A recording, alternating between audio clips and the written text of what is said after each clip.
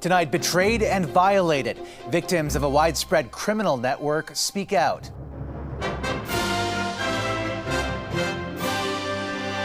A shattered trust. How can someone do that? The disturbing new accounts after a CTV News investigation led to the arrest of an Ontario man.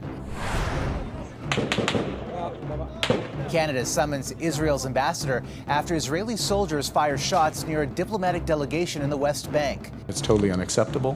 While at the White House, the president uses an inaccurate image. These are all white farmers that are being burned. To back up an already debunked claim.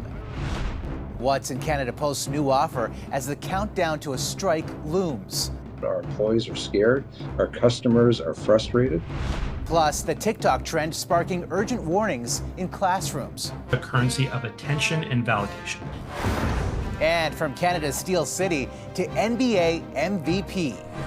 None of it's possible without the guys behind me. A humble homegrown superstar accepts the ultimate honor.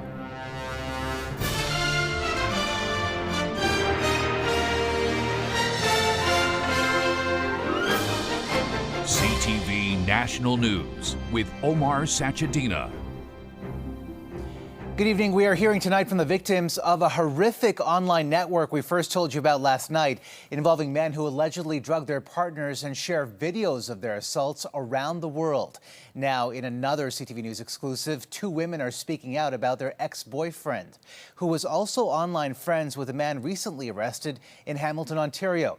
They shared their harrowing stories with W5's Avery Haynes. The arrest of Brian Hayward, captured on camera at a Tim Hortons drive-thru. Busted! With an amputated left hand, police shackled his feet, the 36-year-old accused of drugging and raping a woman. All right, there he goes. Our investigation shows Hayward was online friends with a man in New Brunswick, convicted of committing similar crimes against his ex-wife and two former girlfriends, who we're calling Melanie and Julie. This is the scariest part, and that's a common point between all victims. Like, we had no idea, we figure he must have drugged us late at night. How can someone do that to your partner and then wake up the next day and give them a kiss and be like, good morning? Their ex-boyfriend was convicted in Moncton, New Brunswick in 2024, sentenced to 16 years behind bars. There's a publication ban on his name to protect the identity of one of his victims, his now ex-wife.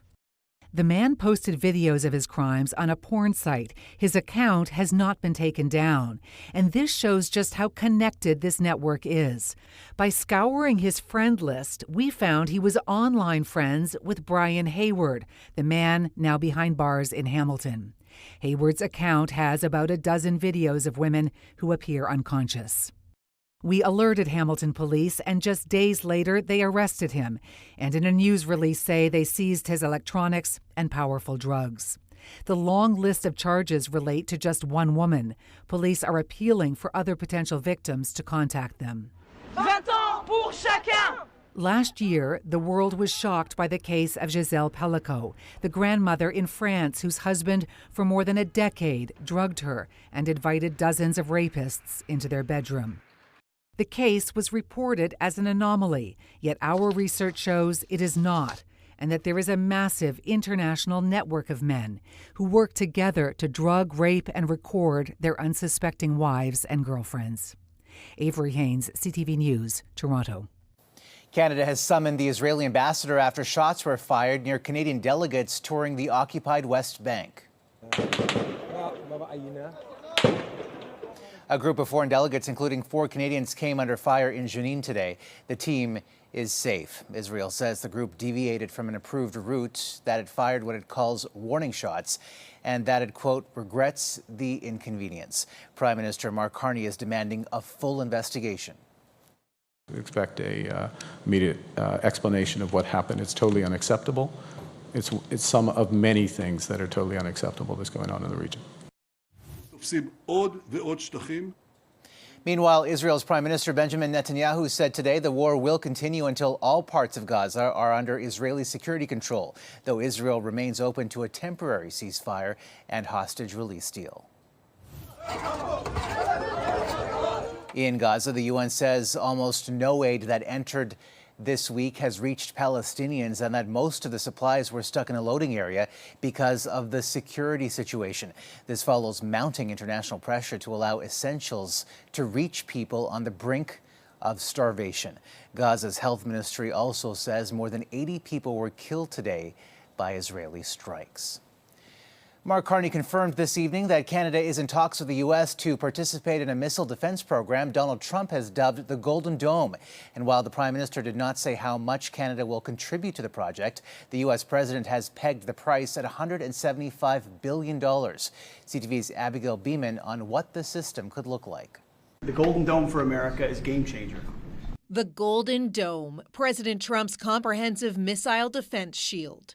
But the American ambassador told CTV's Power Play there haven't been any formal conversations. There's a lot of steps that need to be crossed before we actually reach that point. So we asked the Prime Minister.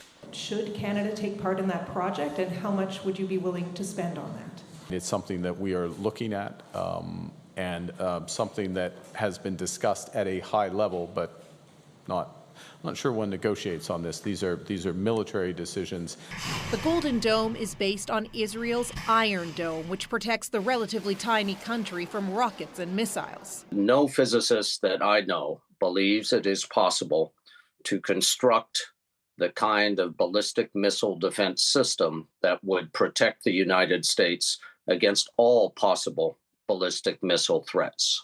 I think what's more likely is that at least at first, it's going to provide a more limited defense against a smaller set of defended targets than all of America or all of North America. And I think that is not an insane proposition.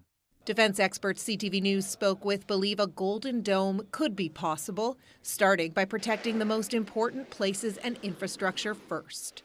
So to me, this was a touchdown. It's exactly what Canada needs to do. It's going to provide the opportunity for Canada to commit real dollars and real capability through the F-35, through the over-the-horizon radar, through the future space-based things. But on those F-35 fighter jets Canada is set to buy from the United States, tonight the Prime Minister repeated the government is looking at potential alternatives to that contract, a move the U.S. ambassador told CTV's Power Play would put NORAD under threat.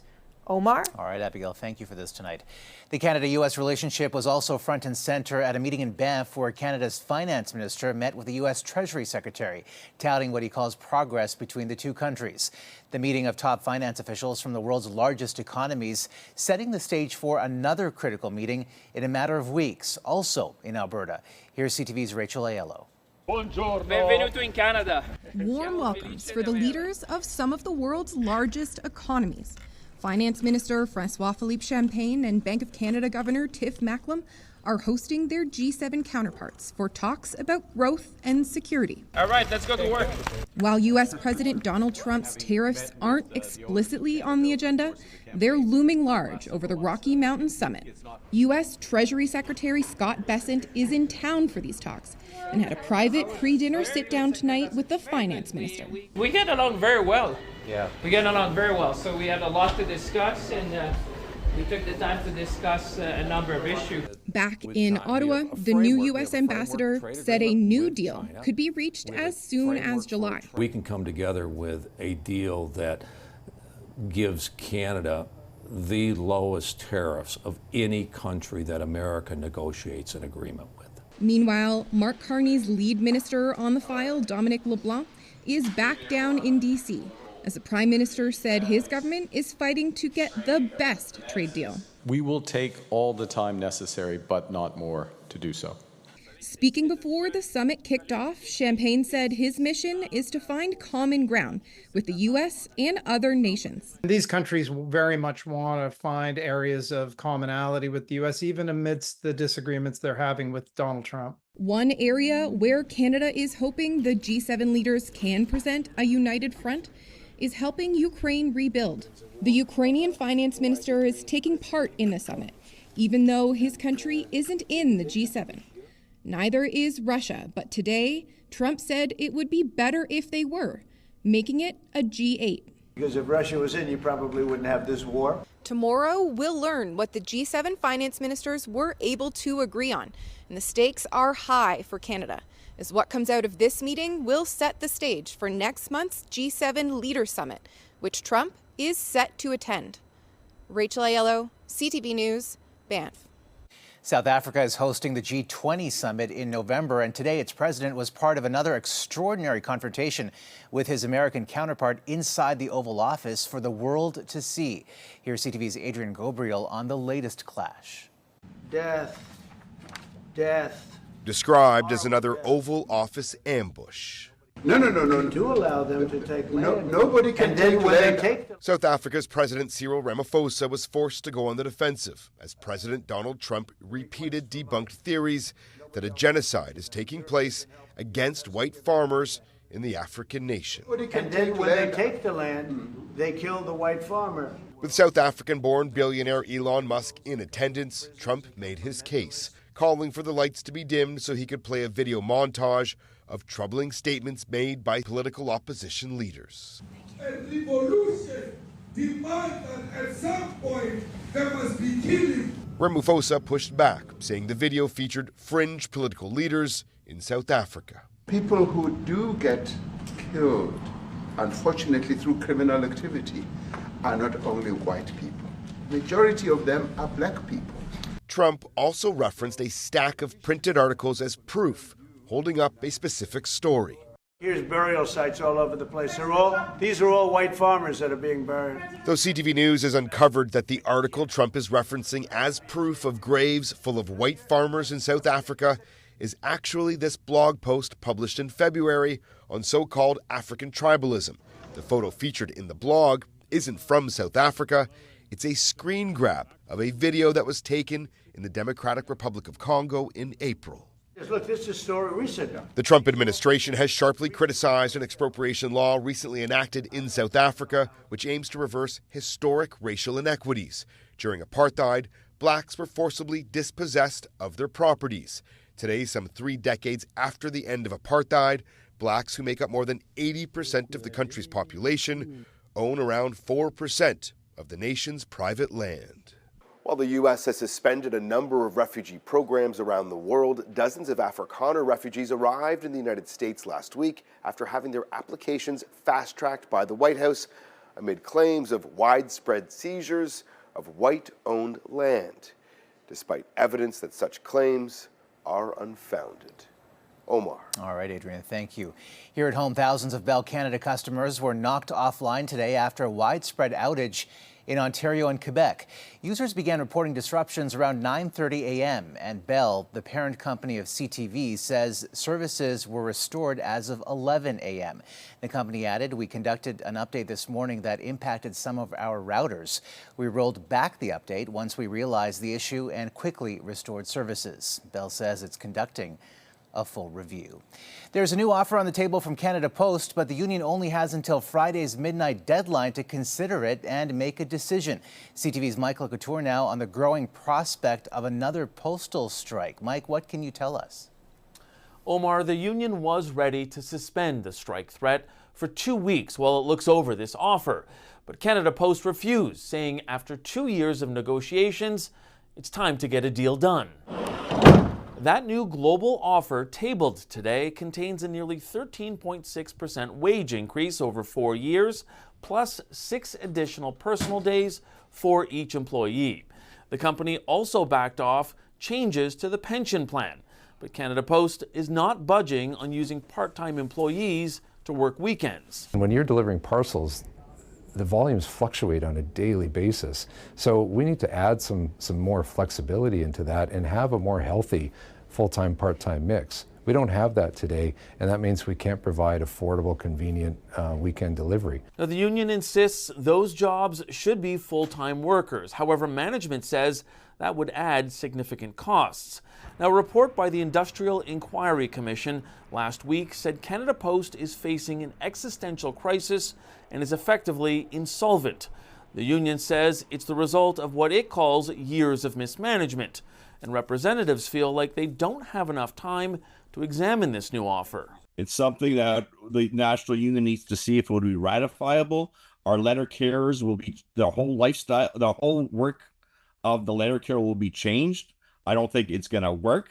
The union has not said if it will follow through on its strike threat, which could see a work stoppage at midnight Friday. But if it does, it would be the second mail interruption in the last 6 months. Omar? All right, Mike, thank you. Coming up. No telling where exactly this will end. Why students are under fire for dangerously using a learning tool. Plus, the Canadian NBA superstar who reached the top of his class.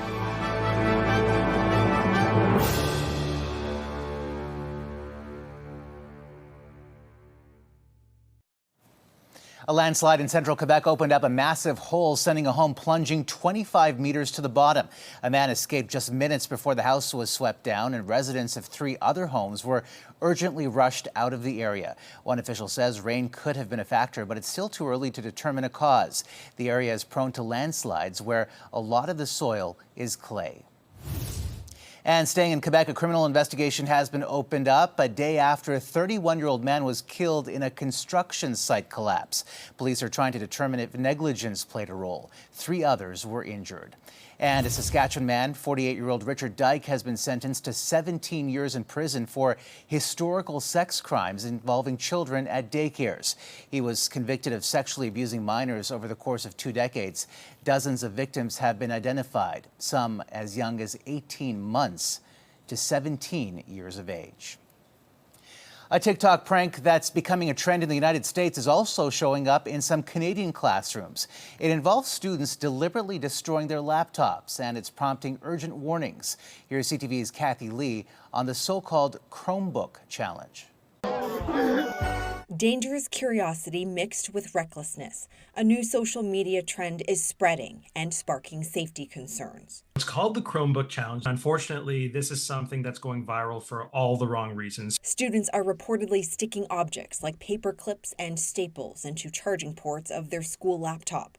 The goal? To short-circuit the device and make the lithium-ion battery smoke or catch fire. Video of the chaos is taken and the footage shared on various social media platforms. When we think about social media and our young, impressionable minds, we think about a currency of attention and validation. That's really where this begins as well as ends. Then there's also this idea of peer pressure. School officials are dealing with dozens of cases in the United States. One student even hospitalized, and in another school, several others charged for mischief. And now officials confirming some incidents in multiple Alberta schools. In one Edmonton case, the fire department was called. It's actually quite disappointing that people are doing this. I mean, this is so incredibly dangerous. It's not just destroying property, it's putting people at risk. The potential fires aren't just the danger, so are the fumes and toxic chemicals coming from the laptop. TikTok says it's removing dangerous content that violates its policy. No telling where exactly this will end, but I do think that there are some pretty swift and severe measures being taken by schools to stop this trend immediately in its tracks. Some of the school districts in Alberta confirmed to CTV News that they are continuously working with staff members to remind students of the serious safety concerns if the school's technology is misused. Kathy Lee, CTV News, Calgary. Still ahead. What prompted this bear to push the boundaries on risky behavior?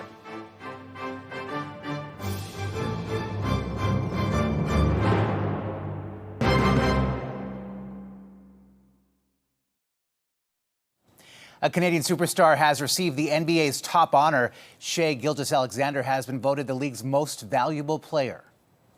I just try to keep my head down, work super hard, and the guys around me do the same thing. And it made it easy to grow, easy to get to this point because of that. The 26-year-old from Hamilton, commonly referred to as SGA, led the Oklahoma City Thunder to a league-best 68 wins and led the league in scoring. The team is also currently playing in the Western Conference Finals.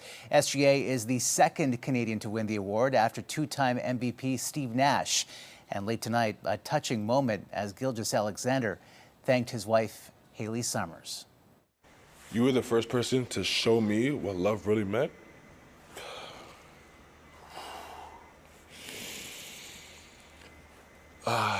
What love really meant, what sacrifice really meant.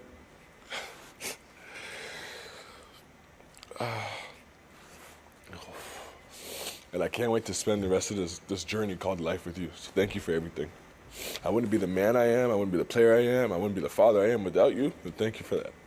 So thank you, everybody. Hey, buddy, it's not yours. And a man in Mission, British Columbia, captured this black bear trying to do a bit of dumpster diving over the weekend. The video gained thousands of views on social media, with one person commenting, "Vancouver's so expensive, even the animals have to work." The animal is seen popping its head and even trying to climb on top of the dumpster with barely any success. Pun intended. Still ahead, the stress over sign, and did it get the sign off?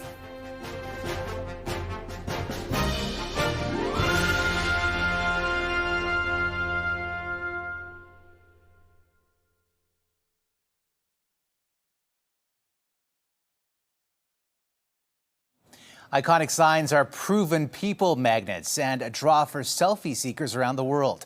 Here's CTV's BC Bureau Chief Andrew Johnson on a potential sign of things to come for the identity of one major Canadian city. The tourists are here taking their pictures. It's a beautiful West Coast backdrop, but something's missing. Yeah, almost every city has it now. A sign spelling out this spectacular setting. 1, 2, 3. A temporary one drew crowds last year. People today say, "Sign me up." It will be very nice because you know that you are in Vancouver. It's good for the pictures. You know? Instagram. Exactly. Vancouver Councillor Peter Meisner is behind a plan adopted today for a permanent installation, similar to signs in Toronto, Montreal, and Ottawa. I thought, what a great opportunity for Vancouver to have its own placemaking sign. And it's also kind of a concept that's been proven. Critics aren't ready to sign on. The major objection? Cost. It's estimated between $550,000 and $1 million. Yes, the $1 million sign. Are you kidding? It's a lot of money for a sign. Council has approved a $300,000 city investment, with tourism industry and community funding making up the difference. There is also the matter of yearly maintenance. This sign is going to have its own salary. The fact that once we put whatever this is up, it's actually like a city employee. It's going to be paid $50,000. It's actually, the range is $45,000 to about $60,000 a year to be maintained. It was pointed out at the council table, cost needs to be weighed against the tremendous value of worldwide social media word of mouth. The plan now is to light up those letters before FIFA World Cup games come to the city next summer. Andrew Johnson, CTV News, Vancouver. And that is a snapshot of this Wednesday. For all of us at CTV National News, thank you for watching. Good night and see you tomorrow.